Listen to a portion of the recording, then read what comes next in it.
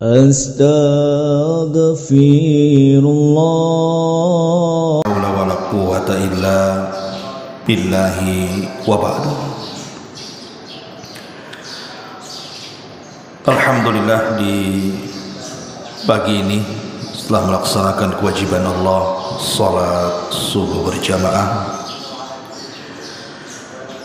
kita bisa duduk untuk beriman sesaat dalam rangka thalabul ilmi. Dan pagi ini kita akan membahas bagaimana caranya kita merubah takdir setahun yang akan datang dengan memanfaatkan malam Lailatul Qadar. Sebagaimana sudah kita pahami, salah satu makna daripada Lailatul Qadar, qadar di situ artinya takdir Allah Subhanahu wa taala. Artinya malam Lailatul Qadar itu malam yang bisa merubah takdir. Dan itu disebutkan dalam surah Ad-Dukhan sendiri, fiha yufraqu kullu amrin hakim. Di malam itu urusan manusia atau takdir-takdir manusia akan dirubah oleh Allah Subhanahu wa taala. Pertanyaan pun muncul, mungkinkah takdir kita ini berubah? Bukankah Allah Subhanahu wa taala mengatakan inna kulla syai'in khalaqnahu biqadar? Sesungguhnya segala sesuatu kami ciptakan dengan takdir. Dan Allah Subhanahu wa taala juga mengatakan dalam ayat yang lain, wa indahu mafatihul ghaibi la ya'lamuha illahu. Dan di sisi Allah lah kunci-kunci kegaiban termasuk takdir kita. Tidak ada yang tahu kecuali Allah Subhanahu wa taala. Ketika para ulama membahas tentang takdir, takdir itu ada dua macam. Ada takdir yang disebut dengan takdir mubram. Takdir mubram ini adalah takdir yang Allah telah catat untuk kita di Lauhil Mahfuz. Takdir ini tidak mungkin berubah. Bagaimanapun caranya, takdir ini tidak akan berubah. Takdir mubram ini tidak atau mustahil berubah.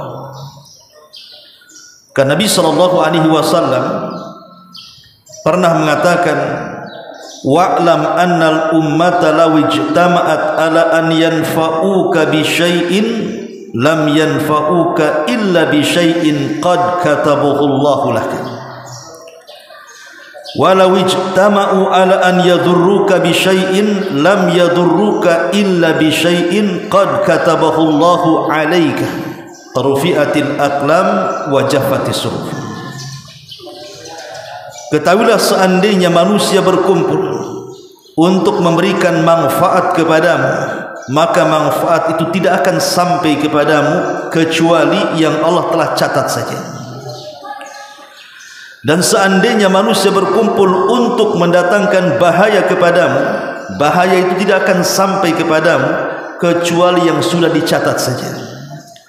Kenapa? Karena pena sudah diangkat dan catatan sudah kering. Lah takdir mubram ini mustahil berubah.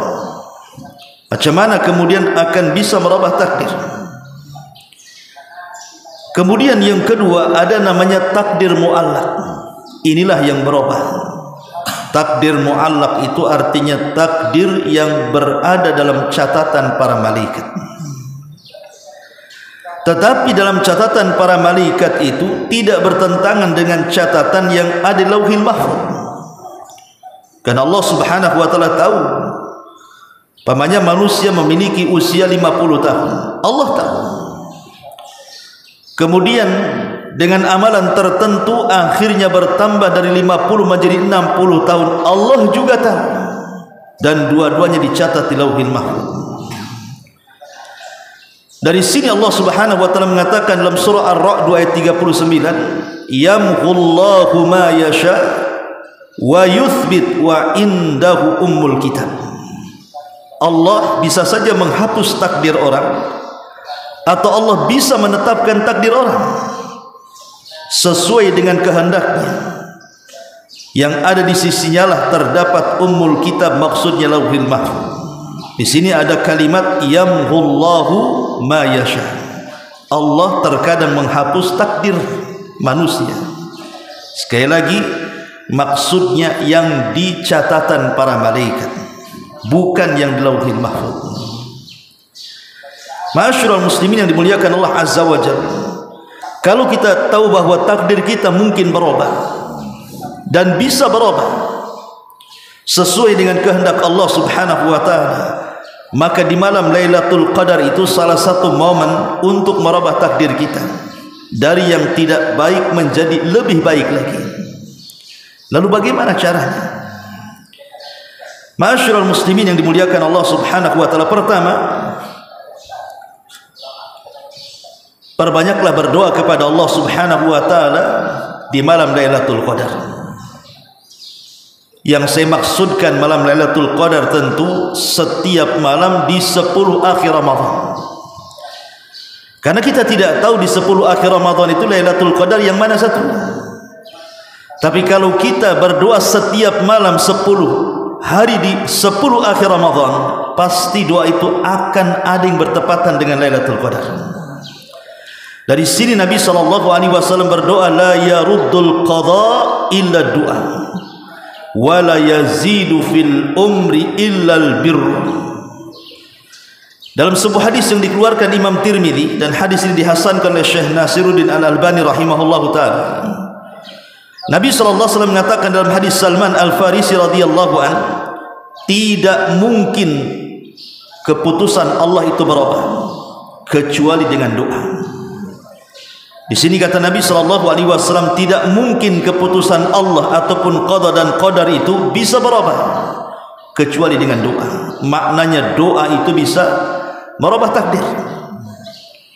Maka banyak-banyaklah berdoa, karena sudah saya jelaskan bahwa di antara khususiyah Lailatul Qadar atau keistimewaan Lailatul Qadar adalah istijabatul doa. Doa-doa kita akan dikabulkan. Makanya ketika Aisyah Ummul Mukminin radhiyallahu anha bertanya kepada Nabi SAW, in adraktu Lailatul Qadri famadha asna?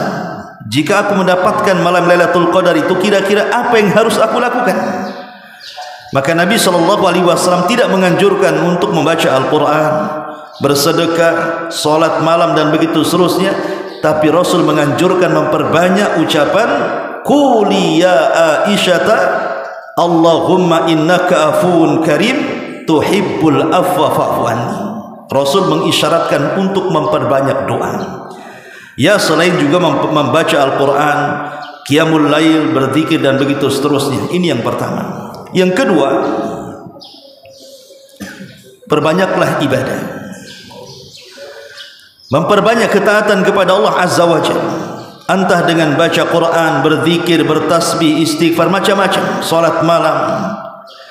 Karena ketika para sahabat Nabi SAW bertanya kepada Rasul, kalau takdir kita sudah dicatat, yang masuk neraka sudah dicatat, yang masuk surga sudah dicatat, lalu apa fungsinya amal?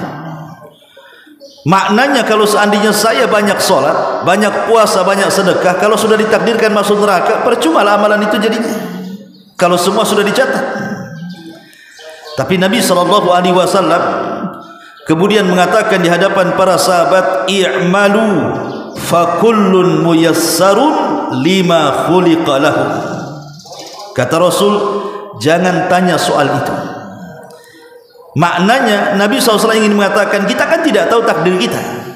Apa pernah kita ini melihat catatan kita di neraka, di surga? Kan tidak pernah. Kita tidak tahu catatan kita ini masuk neraka atau masuk surga. Karena ketidaktahuan kita tentang catatan kita, maka Rasul mengatakan, i'malu, beramal saja, beramal saja, perbanyak ibadah saja, karena manusia itu akan dimudahkan dengan amalannya. Kemudian Nabi SAW membacakan ayat fa amma man a'ta wattaqa wa saddaqa bil husna fasanuyassiruhu lil yusra.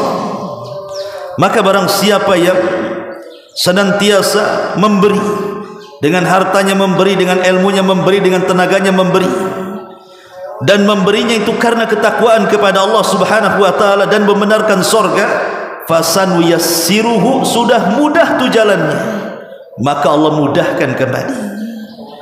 Apa maknanya fasanuyassiru lil yusra? Kami mudahkan jalannya, padahal dia sudah mudah tu. Maknanya, kalau Allah memberikan taufik kepada kita mudah untuk beribadah, ingat, ibadah ini melahirkan ibadah yang lain, sebagaimana maksiat ini melahirkan maksiat yang lain. Kalau orang sudah rajin dan dimudahkan solat 5 waktu, maka orang akan dimudahkan untuk melaksanakan solat sunnah. Kalau orang dimudahkan untuk melaksanakan solat sunnah di siang hari, maka akan dimudahkan solat sunnah di malam hari. Dan begitu seterusnya kehidupannya. Akhirnya Allah tutup dengan kebiasaan hidupnya. Makanya orang itu akan diwafatkan sesuai dengan kebiasaannya. Kalau kebiasaannya di atas ibadah, maka akan diwafatkan di atas ibadah. Kalau orang itu kebiasaannya bermaksiat kepada Allah, maka Allah akan wafatkan di atas kemaksiatannya. Itulah makna fasanuyassiruhu lil yusra. Maka banyak-banyak beramal di malam Lailatul Qadar. Ini yang kedua. Yang ketiga, banyaklah mendoakan saudara-saudara kita dari kaum muslimin. Jangan bakhil mendoakan orang lain. Terkadang kita ini mendoakan hanya untuk diri kita sendiri saja, tapi kita lupa bahwa ada saudara-saudara kita yang perlu kita doakan. Nabi SAW mengatakan, ma min abdin muslimin yad'u li akhihi bi dhahril ghaibi illa qala al malaku walaka bimithlin. Dalam hadis yang dikeluarkan Imam Muslim, Nabi mengatakan tidak ada seorang hamba muslim yang mendoakan saudaranya, sesama muslim yang lainnya, tanpa sepengetahuan seorang muslim yang kita doakan tadi, kecuali malaikat di atas kepala kita akan mengatakan, engkau akan mendapatkan hal yang sama yang kau doakan kepada saudaramu. Jadi kalau kita mendoakan tetangga kita atau saudara-saudara kita dengan kebaikan, umpamanya ada tetangga itu mungkin susah, kita katakan, ya Allah, kasihan tetangga sebelah itu, mudahkan rizkinya, maka malaikat akan datang, engkau juga dimudahkan. Ya Allah, kasihan tuh tetangga itu, anaknya nakal-nakal, orang tuanya tersiksa, perbaiki anak-anaknya, jadikan anak yang saleh dan saleh, maka malaikat akan mengatakan, anak-anakmu juga sama, semoga menjadi anak-anak yang saleh dan saleh, dan begitu seterusnya. Jadi kalau di malam Lailatul Qadar kita ingin merubah nasib kita, mungkin usaha kita susah, doakan saudara kita yang susah supaya mendapatkan kebaikan. Dengan itu malaikat akan mengatakan, engkau juga akan mendapatkan kebaikan. Maka ini yang ketiga. Yang keempat, perbanyak silaturahim, terutama birrul walidain, antum yang masih punya orang tua. Karena Nabi SAW dengan tegas mengatakan, man ahabba an yubsata lahu fi rizqihi wa an yunsa'alahu fi atharihi falyassir rahimahu. Barang siapa yang suka untuk dibentangkan rizkinya seluas-luasnya dan dipanjangkan usia sepanjang-panjangnya, maka silaturahimlah, perbanyak silaturahim. Kalau antum yang punya orang tua, ini kesempatan 10 akhir Ramadan, berbuat baik kepada mereka, senangkan hati mereka setiap malam. Kalau perlu kita berbuat baik kepada mereka, mungkin yang tidak ada di Batam, mungkin di kampung di sana, telepon orang tua setiap malam, senangkan mereka, minta maafnya. Mungkin dengan itu caranya kita akan diluaskan rizkinya dan dipanjangkan umurnya setahun yang akan datang. Kemudian yang kelima, tingkatkan takwa kita kepada Allah Azza wa Jalla. Karena disebutkan dalam riwayat Ibnu Hibban, Nabi SAW mengatakan, man ahabba an yubsata lahu fi rizkihi wa yunsa'alahu fi ajalihi falyattaqillah. Barang siapa yang hendak untuk dibentangkan rizkinya, diluaskan usianya atau dipanjangkan umurnya, maka tingkatkan takwa kita kepada Allah Azza wa Jalla. Karena Allah yang mengatakan wa man yattaqillah yaj'al lahu makhraja. Siapapun yang bertakwa kepada Allah, Allah akan carikan jalan keluarnya. Boleh jadi setelah kemudian berlalunya malam Lailatul Qadar dan Allah istimewakan kita mendapatkan malam itu, maka setelah ini setahun yang akan datang semua urusan kita dimudahkan dengan ketakwaan kita kepada Allah Azza wa Jalla. Kemudian yang nomor 6, husnul khalqi, husnu al khalqi wal ihsan ilal khalqi. Berbuat baik kepada makhluk, berbuat baik kepada manusia, berbaik-baik kepada tetangga, kepada teman, kepada manusia yang lainnya. Tampakkan akhlak kita kepada mereka. Karena Nabi sallallahu alaihi wasallam dalam hadis Aisyah Ummul Mukminin radhiyallahu anha mengatakan, silatur rahimi wa husnul khuluqi wa husnul jiwari ya'murani dayyari wa yazidani fil a'mari. Kata Nabi sallallahu alaihi wasallam, silaturrahim, baiknya akhlak, berbuat baik kepada tetangga dan yang lainnya, bisa memakmurkan dunia kita dan bisa menambah umur kita. Ya, orang yang berbuat baik kepada tetangga atau kepada siapapun, Rasul mengatakan ya'murani dayyar wa yazidu fil a'mar, akan meluaskan rezeki kita seluas-luasnya dan akan memanjangkan usia kita. Ini yang nomor 6. Yang nomor 7, di antaranya adalah zikrullahi azza wa jalla, memperbanyak zikir kepada Allah Subhanahu wa taala. Dari hadis Sa'ad ibn Abi Waqqas radhiyallahu anhu, dia mengatakan kunna inda Rasulillah sallallahu alaihi wasallam, kami, kata Sa'ad bin Abi Waqqas, pernah duduk bersama Nabi. Kemudian Nabi SAW mengatakan, ayajizu ahadukum an yaksiba kulli yaumin alfa hasan. Lemahkah kalian untuk mendapatkan dalam setiap hari itu 1000 kebaikan? Lemahkah kalian untuk mendapatkan dalam satu hari itu 1000 kebaikan? Berarti logikanya ikhwan, kalau 1000 kebaikan berarti harus 1000 amalan. Macam mana caranya itu? Sementara dari pagi ke pagi itu kan tidak lama waktunya. Untuk mencari 1000 kebaikan kan sulit itu. Jangankan 1000 kebaikan, 1-2 kebaikan saja ngoyo kita mendapatkan. Rasul mengatakan, lemahkah kalian dalam sehari itu kalau bisa mendapatkan 1000 kebaikan? Fasa'alahu sa'il, tiba-tiba seorang bertanya kepada Nabi sallallahu alaihi wasallam dan mengatakan, kaifa yaksibu ahaduna alfa hasan? Rasul, macam mana caranya kita mendapatkan dalam satu hari ini 1000 kebaikan? Maka Nabi sallallahu alaihi wasallam mengatakan, yusabbihu mi'ata tasbihatin fayuktabu lahu alfa hasanatin aw yuhittu anhu alfa khati'atin. Bertasbihlah 100 kali. Bertasbihlah 100 kali, maka dengan bertasbih 100 kali sudah dicatat dengan 1000 kebaikan dan Allah hapus 1000 kesalahan. Hanya membaca subhanallah, tasbih 100 kali saja itu sudah mendapatkan 1000 kebaikan dan 1000 kesalahan kita dihapus oleh Allah. Jadi seolah-olah dengan kita membaca tasbih 100 kali itu usia kita panjang, karena mendapatkan 1000 kebaikan itu dalam satu hari kan. Dan itu salah satu yang bisa menyingkat memanjangkan usia, dengan menyingkat usia dengan cara memperbanyak tasbih kepada Allah Subhanahu wa taala. Kemudian yang nomor 8, kalau antum memang sanggup umrah, berangkat umrah. Karena umrah itu bisa menghilangkan kefakiran. Karena ada orang berpikir ini umrah mahal, ada yang 29 juta, ada yang 30 juta dan begitu seterusnya. Kalau orang bicara tentang paradigma sekuler ikhwan, mengeluarkan uang sebanyak itu, kalau dalam otak sekuler berarti menghilangkan uang sebanyak itu kan. Bahasanya kalau saya punya dompet isinya 1 juta, kemudian dikeluarkan 1 juta, hilanglah 1 juta itu dalam dompet.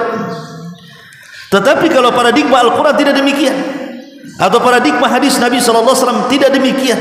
Justru terkadang kita mengeluarkan harta itu, terkadang harta akan balik, bahkan terkadang berlipat. Kata Nabi SAW, tabi'u bainal haji wal umrah fa innahuma yanfiyanil faqra wal dhunub kama yanfil qir khabasal hadid wal fiddata wal dhahaba wa laysa lil hajjatil mabruri thawab illal jannah, kata Rasul. Ikutilah haji kalian dengan umrah. Artinya kita dianjurkan berumrah, karena mengikuti haji dengan umrah itu bisa menghilangkan kefakiran dan dosa, seperti menghilangkan karat-karat pada besi, pada emas, pada perak, dan tidak ada pahala yang layak bagi orang yang haji mabrur kecuali surga. Lihat bagaimana umrah itu bisa menghilangkan kefakiran. Kalau kita bisa umrah di bulan Ramadan, berangkat, terutama di 10 akhir Ramadan, apalagi Rasul mengatakan pahalanya sama dengan haji bersama Nabi SAW. Kemudian yang nomor 9, perbanyak istighfar di malam Lailatul Qadar. Karena Allah Subhanahu wa taala menghikayatkan tentang Nabi Nuh alaihi salatu wassalam. Apa kata Nuh kepada kaumnya? Faqultu astaghfiru rabbakum innahu kana ghaffar. Yursilis samaa 'alaikum midrara wa yumdidkum bi amwalin wa banin wa yaj'al lakum jannatin wa yaj'al lakum anhara. Nuh mengatakan kepada kaumnya, perbanyaklah istighfar kepada Rabb kalian, karena Dia Zat yang Maha Pengampun. Dengan banyak istighfar, kata Allah, Allah akan hujani kalian, Allah akan luaskan harta dan keturunan kalian, dan Allah akan lebatkan hutan dan kebun-kebun kalian, dan Allah akan aliri semua sungai-sungai kalian. Lihat bagaimana istighfar ini membuka rizki selebar-lebarnya. Maka perbanyaklah istighfar di 10 akhir Ramadan. Kemudian yang nomor 10, berinfak. Nabi SAW apabila datang Jibril di 10 malam terakhir Ramadan, maka dikisahkan Rasul itu karrihil mursal, seperti angin yang menghembus. Karena dia menjadi ajwadun nas, menjadi manusia yang paling dermawan di 10 akhir Ramadan.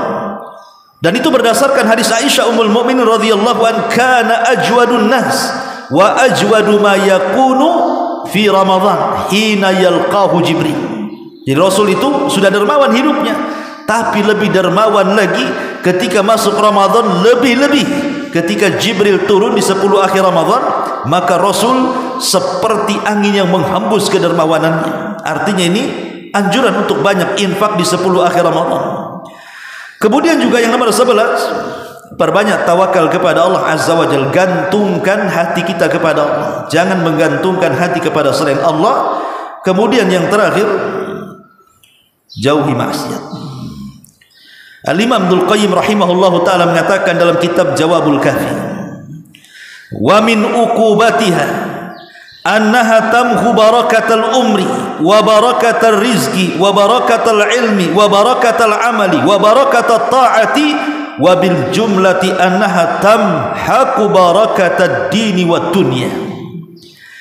Dan termasuk akibat kemaksiatan, kata Imam Ibnul Qayyim, bisa menghilangkan barokah umur, bisa menghilangkan barokah rizki, bisa menghilangkan barokah ilmu, bisa menghilangkan barokah amal, bisa menghilangkan barokah taat. Secara global, kata Imam Ibnul Qayyim, maksiat itu bisa menghilangkan barokah agama dan barokah dunia. Maka jangan sampai kemudian di 10 malam terakhir Ramadan kita bermaksiat pula kepada Allah Subhanahu wa ta'ala. Maka justru ini tidak akan merubah hidup kita, bahkan mempersempit hidup kita setahun yang akan datang. Inilah yang disebutkan para ulama, kalau ingin lebih berkah malam Lailatul Qadar, maka amalkanlah 12 perkara ini, insyaallah bisa merubah kehidupan kita setahun yang akan datang. Subhanakallah bihamdika, asyhadu an la ilaha illa anta, astaghfiruka wa atubu ilaik. Allahu ta'ala alam. Assalamualaikum warahmatullahi wabarakatuh.